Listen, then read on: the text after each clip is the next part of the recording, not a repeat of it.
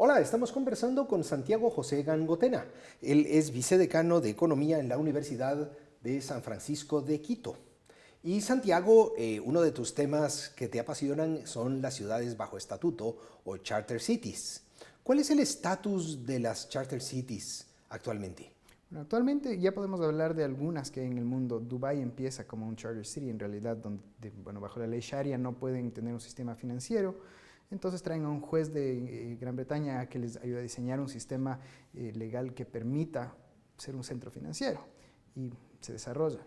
Hoy en día, países que tienen legislación para charter cities, en América lamentablemente solo Honduras, pero la mayoría de países sí tienen sus leyes para jurisdicciones especiales, entonces hay campo para avanzar ahí. Y actualmente hay algunos proyectos muy interesantes en Zambia, el Charter Cities Institute de Mark Lotter, que es el presidente y fundador, y yo estoy involucrado en la junta, está desarrollando un par de ciudades en Zambia, parece que Nigeria quiere unirse y Kenia. Y en Ecuador estamos empezando a lanzar la iniciativa, más que nada ahorita tienen el enfoque de las zonas francas, que es más un enfoque tributario. Y el tema de las Charter Cities es interesante porque más que un enfoque tributario es un enfoque institucional. ¿Cuáles son las reglas del juego? ¿Cuáles son los mayores obstáculos que enfrenta la idea de ciudades, de charter cities? Los charter cities nacen de la necesidad, Paul Romer saca la idea, la necesidad para tener innovación institucional. Si pensamos, lo más difícil es tener innovación institucional y es un problema de escala. Si quiero cambiar las instituciones, o es una escala muy pequeña, el pueblo, o una escala muy grande, el país. ¿Cuál es el problema? Si es que estoy tratando de cambiar las instituciones del país, sabemos todas las peleas de grupos de interés que no dejan que haya cambio. En cambio, en una escala pequeña, en una escala de ciudad o de pueblo, puedes tener un cambio institucional, pero no tienes suficientes personas para tener un impacto, para tener mercados grandes y actividad económica. Entonces, como siempre, el principal desafío es la legislación nacional que permita la existencia de jurisdicciones especiales. Ese es el primer problema. El segundo es un problema de financiamiento, que me parece que si es que hay un marco que dé la seguridad que vamos a crear una ciudad nueva con sus propias reglas y el gobierno central del país no va a entrar y cambiar esas reglas, hay la posibilidad de que se den estos proyectos. Y en realidad, estos proyectos son increíbles porque una ciudad podría ser más efectiva que todos los programas de ayuda que ha habido desde los 50 hasta hoy. Acaba de sacar el Charter City Institute un estudio en donde enseñan esto. Es bien interesante y muy prometedor. En este contexto, ¿qué quiere decir ciudad? Alan Berthaud, un urbanista de NYU, del Maroon Institute, él le plantea que la ciudad en realidad es un mercado laboral gigante donde las personas pueden encontrarse, hacer intercambios, no solo laborales, sino productivos. Y la idea es que creemos una nueva ciudad. ¿Y por qué nueva? Para que no estemos imponiendo un cambio de reglas a nadie que no quiera ser parte de ese cambio de reglas. Entonces, viéndole de esta manera a la ciudad como un mercado laboral gigante, sí tenemos que pensar cuáles son las reglas que más facilitarían el intercambio y la productividad en esta área. ¿Hay algún tipo de listas de esto no cuando estás pensando en ciudades por estatuto? Sí, hay varias ideas y diseñar ciudades nuevas no es algo nuevo. Lo venimos haciendo mucho tiempo. Brasilia, por ejemplo, es un ejemplo de una ciudad nueva diseñada, pero mal diseñada. Exacto. Y el problema es, básicamente, los no es no planifiques demasiado.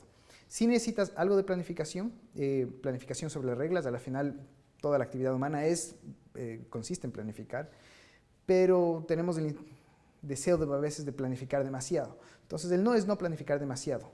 Crea un set de reglas estables.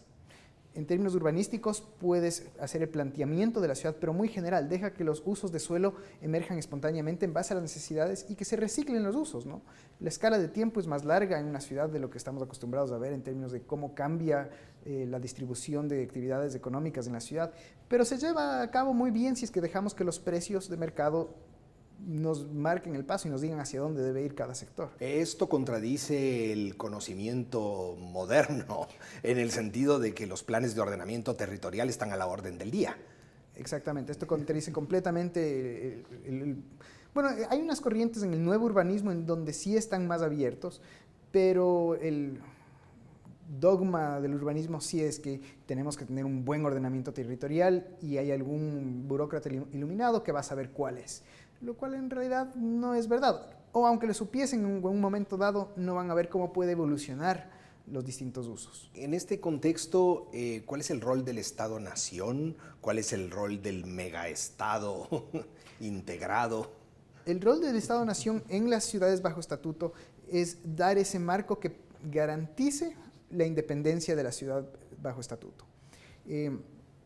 Usualmente podemos pensar por varias razones que los estados van a tener un interés en entrar en una ciudad nueva, en una ciudad bajo estatuto, y empezar a intervenir. Por ejemplo, si le empieza a ir bien, saquemos más impuestos de esta región.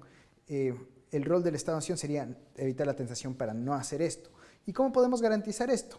Trayendo socios internacionales, es decir, que la ciudad esté garantizada por algún otro país. ¿Tú hablas de este tema con frecuencia?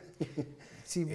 ¿Cuál es la mejor pregunta que has recibido de la audiencia o sobre una mesa de discusiones? Es difícil empezar este tema porque la mayoría de personas no piensan de esta manera.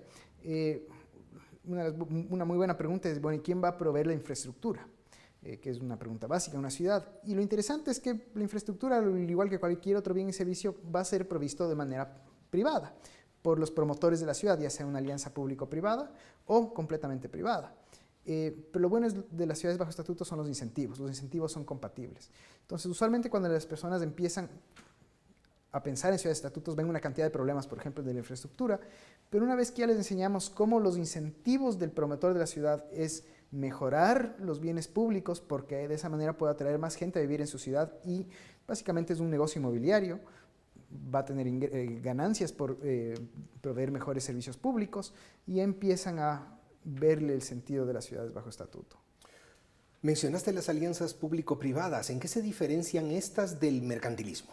Usualmente cuando pensamos en mercantilismo estamos pensando que le van a dar favores a un grupo sobre otros. En este caso, sí es el caso en ciertas situaciones y es una de las razones por las cuales las sedes han fracasado en varios lugares. Entonces, las sedes son zonas especiales de desarrollo económico, sí. Han fracasado en muchos lugares porque se les da justamente preventas a ciertos grupos empresariales para operar libres de impuestos en una zona. Y aquí la cuestión es una cuestión más de escala. Al ser una ciudad, el uso económico del suelo es mucho más variado. No estamos hablando de una escala de unas 200 hectáreas, estamos hablando de una escala de unas 2.000 hectáreas, por lo menos para ser una ciudad nueva. De tal manera que el campo para dar prebendas a grupos especiales, primero no es compatible con los incentivos del promotor de la ciudad. El promotor de la ciudad sí tiene un interés, pero eso ya es inevitable el rato que pensamos en crear un territorio con jurisdicción especial. Pero al menos en términos de distintas actividades productivas, la escala sí nos ayuda muchísimo. Si un estudiante se acercara y te dijera, Santiago, ¿me recomiendas un sitio web, un libro, un paper para iniciarme en este tema? ¿Tienes alguna recomendación? Sí, dos inmediatas. La primera es una charla de TED de Paul Romer donde presenta la idea de las ciudades bajo estatutos. Y eso pueden simplemente googleando Paul Romer Charter Cities. Y la otra es la página web del Charter Cities Institute, es chartercitiesinstitute.city, donde pueden encontrar mucha más información y ver qué cosas estamos haciendo, por ejemplo, los proyectos en Zambia y algunos otros eventos. Va a haber una conferencia en Sudáfrica para promover la idea en África especialmente. Pues muchas gracias por compartir estas ideas con nosotros, Santiago. Y a ustedes también, muchas gracias.